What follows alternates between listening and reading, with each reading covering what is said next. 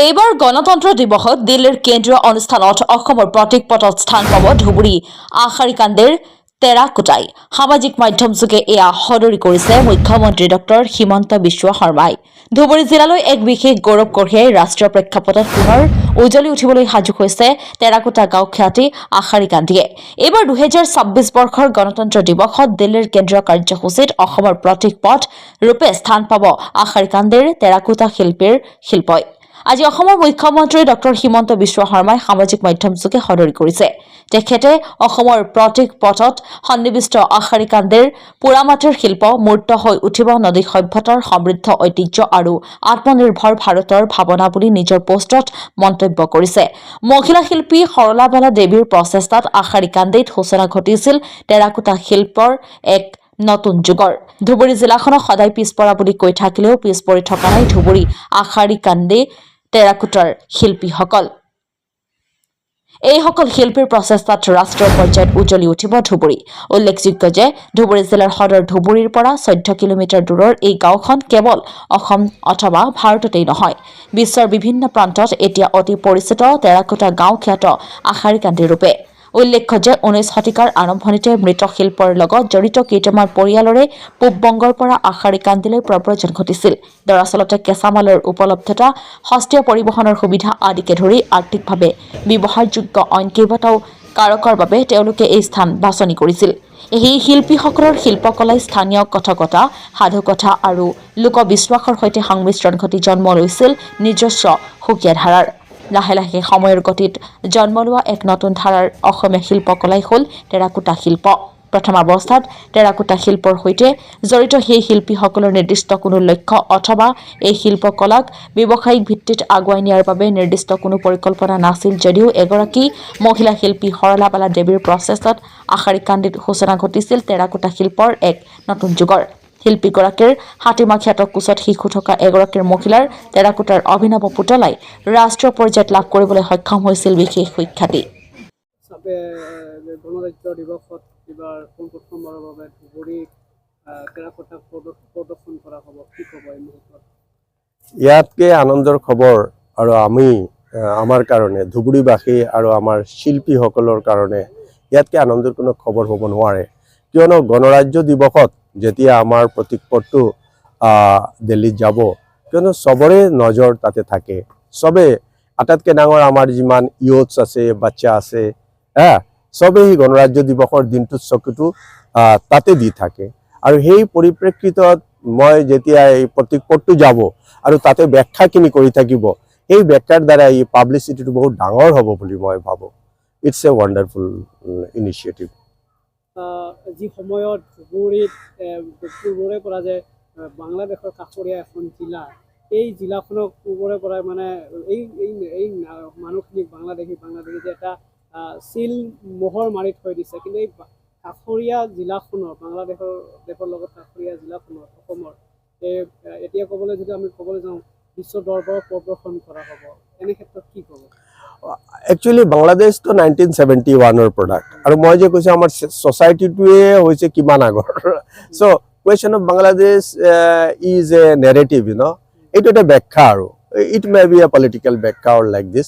Socially ক'বলৈ গ'লে আমাৰ এই ভাৰতবৰ্ষৰ এটা অংগহে আজিৰ যিটো পূৰ্ববংগ বুলি যিটো কয়, পশ্চিমবংগ, পূৰ্ববংগ, বংগ, বিহাৰ, উৰিষ্যা এইবিলাক চব একে আছিলে বেচিকেলি। আৰু আমাৰ ৰংপুৰ, আজিৰ যিটো ৰংপুৰটো আমাৰ ধুবুৰীৰে এটা পাৰ্ট। চ' সেই ক্ষেত্ৰত ক'বলৈ গ'লে আমাৰ যিটো ৰংপুৰীয়া কালচাৰ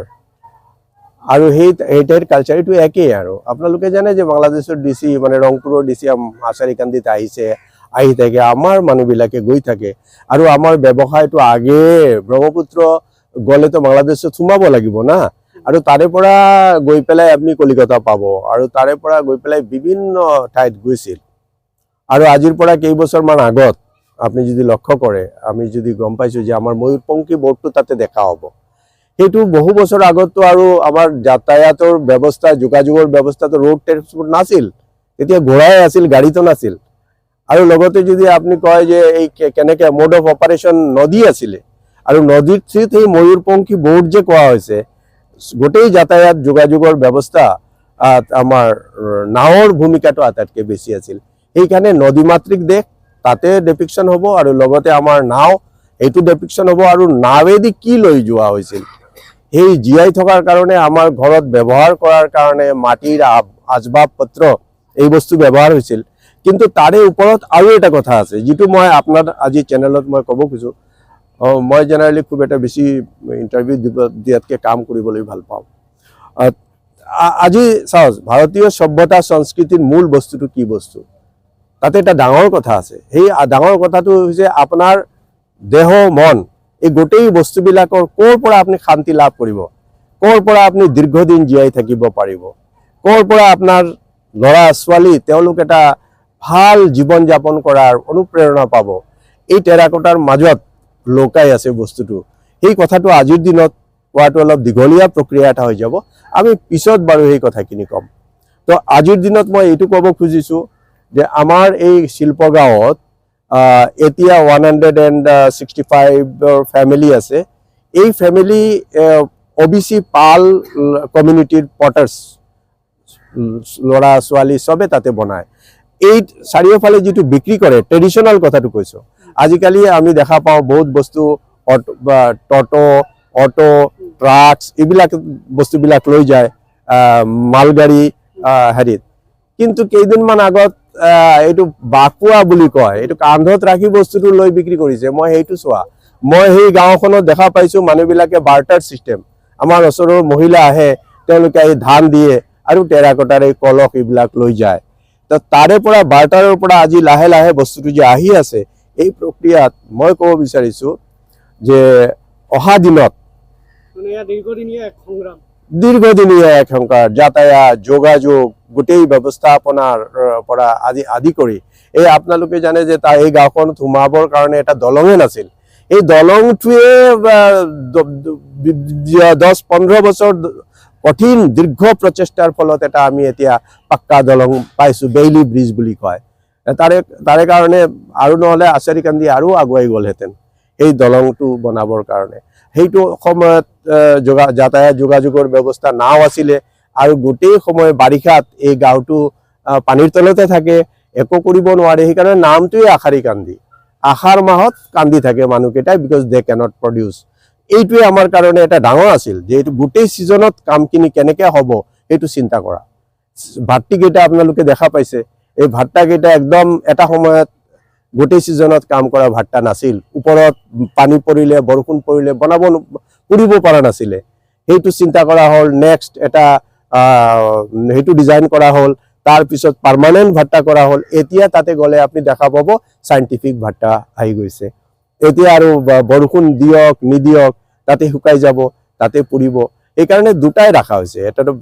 বৈজ্ঞানিকভাৱেও আগুৱাই দিয়া হৈছে আৰু লগতে ট্ৰেডিশ্যনটোও ৰখা হৈছে যিবিলাক মানুহে ট্ৰেডিশ্যনেল বস্তুটো কৰে হাতে বনাইছে তেওঁলোকৰ কাৰণে আমি GI টেগত সেইটো ব্যৱস্থা কৰিছোঁ আৰু যিবিলাকে বস্তুটো কমাৰ্চিয়েলি কৰিছে কিয়নো যিবিলাক গ্ৰাহকক আমি ঠগাব নোৱাৰোঁ গ্ৰাহকক চিট কৰিব নোৱাৰোঁ হাতেদি বনোৱা বস্তু এটা মেচিনৰ লগত কম্পিট নহয় আৰু মেচিনৰ লগত বস্তুটো হাতেদি নহয় চ' ইটছ এ ৱাণ্ডাৰফুল থিং মই ধন্যবাদ আপোনাক সুখবৰ ধুবুৰীবাসীৰ বাবে সুখবৰ এতিয়াৰে পৰা আপোনাৰ লাগতিয়াল ঔষধসমূহ ঘৰতে উপলব্ধ হ'ব এতিয়াৰে পৰা আপোনাৰ ঘৰলৈ মুহূৰ্ততে উপলব্ধ হ'ব প্ৰতিদিনে ব্যৱহাৰ হোৱা ঔষধসমূহ ধুবুৰী এপেক্স মেডিকোছে আনিছে এই সুবিধা এতিয়া হোম ডেলিভাৰীৰ জৰিয়তে 10% ৰেহাইৰ জৰিয়তে লাভ কৰিব ঔষধ গতিকে পলম নকৰি আজিয়ে যোগাযোগ কৰক আৰু এই সুযোগ গ্ৰহণ কৰক মেডিকেল কলেজ লিংক ৰোডৰ পৰা 10 কিলোমিটাৰ অঞ্চলত উপলব্ধ হ'ব এই সেৱা সোনকালে যোগাযোগ কৰক আমাৰ 9678133031 ফোন নম্বৰত